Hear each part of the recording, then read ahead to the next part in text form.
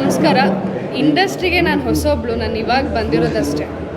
But first ಸಿನಿಮಾನೇ ಹೀಗಾಯಿತು ಅಂತ ತುಂಬ ಬೇಜಾರಿತ್ತು. ಯಾಕಂದರೆ ರಿಲೀಸ್ ಆಗೋ ಮುಂಚಿನ ದಿವಸ ಆಲ್ಮೋಸ್ಟ್ ಯಾವಾಗ ನ್ಯೂಸ್ ಸ್ಟಾರ್ಟ್ ಆಯಿತು ಆವಾಗಿಂದ ನನಗೆ ಪ್ರತಿಯೊಂದು ಕಡೆಯಿಂದನೂ ಪ್ರೆಷರ್ ಬೀಳೋಕ್ಕೆ ಶುರುವಾಯಿತು. ನಾನು ವರ್ಕ್ ಮಾಡ್ತಾ ಇರೋ ಸೀರಿಯಲ್ ಪ್ರೊಡಕ್ಷನ್ ಆಗಿರಲಿ ಅಥವಾ ಕಂಪ್ನಿ ಆಗಿರಲಿ ಆ್ಯಂಡ್ ಚಾನಲ್ ಆಗಿರಲಿ ಅಥವಾ ಫ್ಯಾನ್ಸು, ಫ್ಯಾಮಿಲಿ, ಎಲ್ಲ ಕಡೆಯಿಂದನೂ ಪ್ರೆಷರ್ ಇತ್ತು. ಪ್ರತಿಯೊಬ್ಬರು ಕಾಲ್ ಮಾಡ್ತಾನೇ ಇದ್ದರು. ಬಟ್ ನನಗೆಲ್ಲೋ ಒಂದು ಕಡೆ ನಂಬಿಕೆ ಇದ್ದಿದ್ದೇನು ಅಂದರೆ, ಅಲ್ಲಿ ಮನು ಮಾತ್ರ ಆ್ಯಕ್ಟ್ ಮಾಡಿರೋದಲ್ಲ, ನಾನು ಕೂಡ ಒಬ್ಬಳು ನಟಿ ಆ್ಯಂಡ್ ಇಷ್ಟೂ ಜನ ಕಲಾವಿದರಿದ್ದಾರೆ. ಅವ್ರನ್ನೆಲ್ಲರನ್ನೂ ಹಾಕ್ಕೊಂಡು ಒಂದು ಒಳ್ಳೆ ಪ್ರೊಡ್ಯೂಸರ್, ಒಳ್ಳೆ ಡೈರೆಕ್ಟರ್, ಒಂದು ಒಳ್ಳೆ ಸಿನಿಮಾ ಕೊಟ್ಟಿದ್ದಾರೆ. ಇದೇನು ಎಫೆಕ್ಟ್ ಆಗಬಾರ್ದು ಅಂತಲೇ ಧೈರ್ಯವಾಗಿದ್ದೆ. ಬಟ್ ಎಲ್ಲೋ ಒಂದು ಕಡೆ ನನಗೂ ತುಂಬ ಟೆನ್ಷನ್ ಇತ್ತು. ಯಾಕಂದರೆ ಲೈಕ್ ಹೀರೋಯಿನ್ ಆಗಿ ಫಸ್ಟ್ ಇಂಟ್ರೊಡ್ಯೂಸ್ ಆಗಿದ್ದೇ ಹೀಗಾಯಿತು ಅಂತ ತುಂಬ ಕಡೆಯಿಂದ ಏನೇನೋ ಮಾತಾಡಿಬಿಟ್ರು, ಹೋಗಿ ಇಂಥ ಸಿನಿಮಾ ಮಾಡಿದ್ದೆ ಅದು ಇದು ಅಂತ. ಬಟ್ ನಮ್ಮೆಲ್ಲರ ಎಫರ್ಟ್ಸ್ ನಮಗೆ ಗೊತ್ತಿತ್ತು ಆ್ಯಂಡ್ ನನಗೆ ಗೊತ್ತಿತ್ತು. ಯಾಕಂದರೆ ಪ್ರತಿಯೊಬ್ಬರೂ ತುಂಬ ಎಫರ್ಟ್ ಹಾಕಿ ಸಿನಿಮಾ ಮಾಡಿದ್ದಾರೆ ಅಂತ. ಹಾಗಾಗಿ ನಾನೇ ಧೈರ್ಯ ತಗೊಂಡೆ. ಇವಾಗ ನನ್ನ ತಾಯಿ ಸಹ ಬಂದಿದ್ದಾರೆ, ಅವ್ರಿಗೂ ತುಂಬ ಟೆನ್ಷನ್ ಆಗಿತ್ತು. ಅಯ್ಯೋ ಹೀಗಾಗ್ಬಿಡ್ತಲ್ಲ, ಯಾರು ಕೇಳಿದ್ರೆ ಏನು ಆನ್ಸರ್ ಮಾಡೋದು ಅಂತ. ಬಟ್ ನಾನು ಸೈಲೆಂಟ್ ಆಗಿದ್ದೆ. ನಾನು ಯಾರ ಹತ್ರ ಏನೂ ಮಾತಾಡ್ತಿರ್ಲಿಲ್ಲ, ಯಾರು ಕಾಲು ಪಿಕ್ ಮಾಡ್ತಾ ಇರಲಿಲ್ಲ.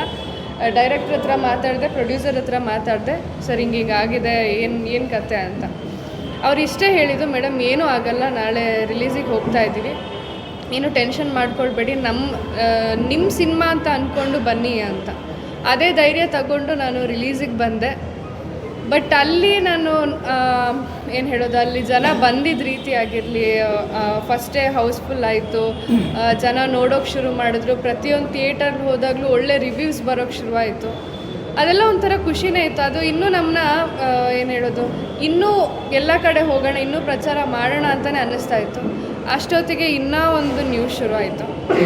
ಅದು ಇನ್ನೂ ಎಫೆಕ್ಟ್ ಆಯಿತು. ಯಾಕಂದರೆ ನಾನು ಅಂತ ಬಂದರೆ, ನಾನು ದರ್ಶನ್ ಅವ್ರ ದೊಡ್ಡ ಅಭಿಮಾನಿ. ಸೊ ನನಗೆ ಆ ಕಡೆಯಿಂದ ಕಾಲ್ಸ್ ಬರ್ತಾಯಿತ್ತು, ಮೇಡಮ್ ನೀವು ಈ ಥರ ಅಭಿಮಾನಿಯಾಗಿ ನೀವು ಇದನ್ನು ಹೇಗೆ ಸಹಿಸ್ಕೊಳ್ತೀರಿ, ಇದನ್ನು ಹೇಗೆ ಸಹಿಸ್ಕೊಂಡು ಸುಮ್ಮನೆ ಇದ್ದೀರಾ, ಏನಕ್ಕೆ ಪ್ರಮೋಷನ್ ಮಾಡ್ತಾ ಇದ್ದೀರಾ ಅಂತೆಲ್ಲ. ಬಟ್ ನಾನು ಅವ್ರಿಗೆ ಹೇಳಿದ್ದಿಷ್ಟೇ, ಇದರಲ್ಲಿ ಮನು ಅವ್ರು ಮಾತ್ರ ಆ್ಯಕ್ಟ್ ಮಾಡಿಲ್ಲ ಸರ್, ನಾನು ಮಾಡಿದ್ದೀನಿ.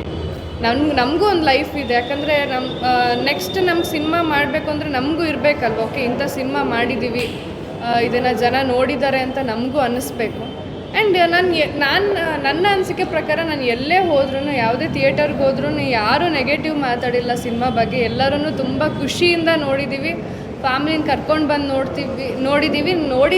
ಇನ್ನೊಂದು ಸಲ ಬಂದು ನೋಡ್ತೀವಿ ಅಂತ ಕೂಡ ಹೇಳಿದ್ದಾರೆ. ಸೊ ಮನೋ ಅವ್ರೇನಾದರೂ ಹಾಗೇನಾದರೂ ಮಾಡಿದರೆ ಅದರಿಂದ ಈಗ ಅವರೇನು ಮಾತಾಡೋಕ್ಕಾಗಲ್ಲ. ಈ ಸ್ಟೇಜಲ್ಲಿ ನಾವಷ್ಟೇ ಇದ್ದೀವಿ. ಅಂದರೆ ನಮ್ಮ ಈ ಆರ್ಟಿಸ್ಟ್ಗಳಾಗಿರಲಿ, ನಮ್ಮ ಪ್ರೊಡ್ಯೂಸರ್, ಡೈರೆಕ್ಟರ್ ಇದ್ದೀವಿ. ಸೊ ನಮ್ಮ ಕಡೆಯಿಂದ ಯಾರಿಗೆಲ್ಲ ಇದರಿಂದ ನೋವಾಗಿದೆಯೋ, ನಮಗೂ ಸಹ ತುಂಬ ನೋವಾಗಿದೆ, ನಮಗೂ ರಕ್ತ ಕುದಿಯುತ್ತೆ ಅದನ್ನೆಲ್ಲ ಕೇಳುವಾಗ. ಏನೂ ಮಾಡೋಕ್ಕಾಗಲ್ಲ. ಬಟ್ ಏನಾದರೂ ಆ ಥರ ತಪ್ಪಾಗಿದ್ದರೆ ವಿ ಆರ್ ರಿಯಲಿ ಸಾರಿ ಎಲ್ಲರಿಗೂ ಅಷ್ಟೇ. ಯಾರಿಗೆಲ್ಲ ಇದರಿಂದ ನೋವಾಗಿದೆ, ನಮ್ಮ ಶಿವಣ್ಣ ಆಗಿರಲಿ, ಧ್ರುವ ಸರ್ ಆಗಿರಲಿ, ನಮ್ಮ ಡಿ ಬಾಸ್ ಆಗಿರಲಿ, ಪ್ರತಿಯೊಬ್ಬರಿಗೂ ಆ್ಯಂಡ್ ಅವರ ಎಲ್ಲ ಫ್ಯಾನ್ಸ್ಗೂ ಹೇಳೋದಿಷ್ಟೇ, ರಿಯಲಿ ಸಾರಿ. ಈ ಥರ ನಿಮ್ಗೇನಾದರೂ ನೋವಾಗಿದ್ದರೆ ಆ್ಯಂಡ್ ಸಿನಿಮಾಗೆ ಇದು ಎಫೆಕ್ಟ್ ಆಗಬಾರ್ದು ಅಂತ ಅಂದ್ಕೊಳ್ತೀವಿ. ಯಾಕಂದರೆ ನಮ್ಮೆಲ್ಲರ ಎಫರ್ಟ್ಸ್ ಇದೆ, ನಾವೆಲ್ಲರೂ ಕಷ್ಟಪಟ್ಟಿದ್ದೀವಿ. ಪ್ರಚಾರಕ್ಕಾಗಿರಲಿ, ಪ್ರತಿಯೊಂದು ನೆಕ್ಸ್ಟ್ ರಿಲೀಸ್ ಆದಮೇಲೂ ಕೂಡ ಪ್ರತಿಯೊಂದು ಕಡೆ ಹೋಗಿ ಬಂದ್ವಿ, ಪ್ರತಿಯೊಂದು ಕಡೆ ಒಳ್ಳೆ ರಿವ್ಯೂಸ್ ಸಿಕ್ಕಿದೆ. ಇವತ್ತು ನಾನು ಚಾನಲ್ ಇವೆಂಟ್ ಹೋಗಿದ್ದೆ, ಅಲ್ಲೂ ಕೂಡ ಹೇಳಿದ್ದಿಷ್ಟೇ, ನೀವು ತುಂಬ ಚೆನ್ನಾಗಿ ಮಾಡಿದ್ದೀರಾ, ನಮ್ಗೆ ತುಂಬ ಖುಷಿಯಾಗಿದೆ ಅಂತ. ಅವರೊಂದು ಮಾತು ಹೇಳಿದ್ರು, ನಮ್ಮ ಚಾನಲ್ ಹೆಡ್ ಬಂದುಬಿಟ್ಟು ಹೇಳಿದ್ದು, ಬೇರೆ ಹೀರೋಯಿನ್ ಆಗಿದ್ದರೆ ಈ ಜಾಗದಲ್ಲಿ ಹೊಸದಾಗಿ ಎಂಟ್ರಿ ಆಗಿ ಈ ಥರ ಎಲ್ಲ ನ್ಯೂಸ್ ಬಂದಾಗ ಇನ್ವಾಲ್ವ್ ಆಗ್ತಾಯಿದ್ರೋ ಗೊತ್ತಿಲ್ಲ, ಅಥವಾ ಪ್ರಚಾರಕ್ಕೆ ಹೋಗ್ತಾಯಿದ್ರೋ ಗೊತ್ತಿಲ್ಲ. ಬಟ್ ನಾವು ಮೆಚ್ಚಲೇಬೇಕು, ನಮ್ಮ ಹೀರೋಯಿನ್ ಈ ಥರ ಧೈರ್ಯವಾಗಿ ಇಷ್ಟೆಲ್ಲ ಕಾಂಟ್ರವರ್ಸಿ ಇದ್ರೂ ಸಿನಿಮಾ ಗೆಲ್ಲಿ ಅಂತ ನಿಂತ್ಕೊಂಡಿದ್ದಾಳೆ ಅಂತ ಖುಷಿ ಆಯಿತು ಅಂದರು. ಸೊ ಇಷ್ಟು ಸಾಕು ನನಗೆ.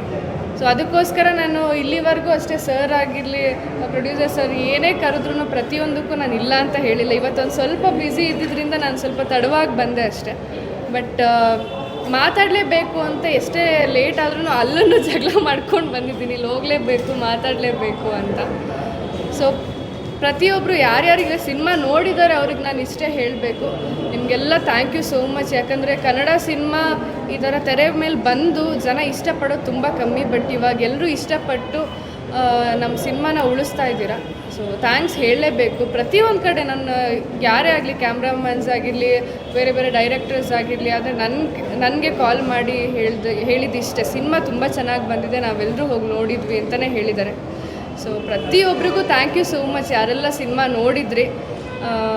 ಇಂಥ ಒಂದು ಸಿನಿಮಾ ಬೆಳಿಬೇಕು, ಯಾಕಂದರೆ ಏನೋ ಒಂದು ಚಿಕ್ಕ ಯಾವುದೋ ಒಂದು ಕೆಟ್ಟ ವಿಚಾರದಿಂದ ನಮ್ಮ ಸಿನಿಮಾ ಹಾಳಾಗಬಾರ್ದು ಅಂದ್ಕೊಳ್ತೀನಿ. ಯಾಕಂದರೆ ಕನ್ನಡ ಇಂಡಸ್ಟ್ರಿಗೆ ಇಂಥ ಸಿನಿಮಾ ಬರಬೇಕಾಗಿರೋದು ತುಂಬ ಮುಖ್ಯ ಆಗಿತ್ತು. ಯಾಕಂದರೆ ಇವಾಗ ತುಂಬ ಸಿನಿಮಾಗಳು ಬಂತು, ಯಾವುದು ನಮಗೆ ಹೆಸರುಗಳು ಕೂಡ ನೆನಪಿರಲ್ಲ, ಬಟ್ ಇಂಥ ಒಂದು ಕಂಟೆಂಟ್, ಇಂಥ ಒಂದು ಸಿನಿಮಾ ಉಳಿಬೇಕು ಅಂತ ನಾನು ಅಂದ್ಕೊಳ್ತೀನಿ.